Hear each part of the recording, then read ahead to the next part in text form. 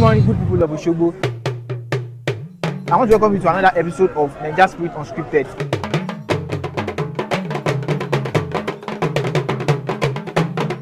We are live at Osun Osogbo Festival, where you can see people that they are Osun people worshippers. You can also see many tourists that are here.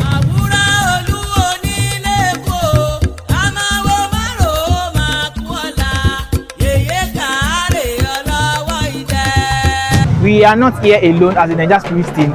We are here to take you through the journey of this festival.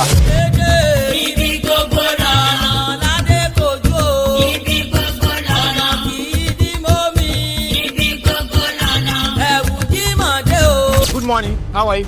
I'm great. How are you? Can I know your name? My name is Paulina, and I like to work for an agency called Lupine Travel. Okay. How do you feel about this Osun Osogbo Festival? It's amazing. It's absolutely amazing. I love it. It's so colorful. There's so much going on. Beautiful music, beautiful people, and this beautiful place. I'm really amazed.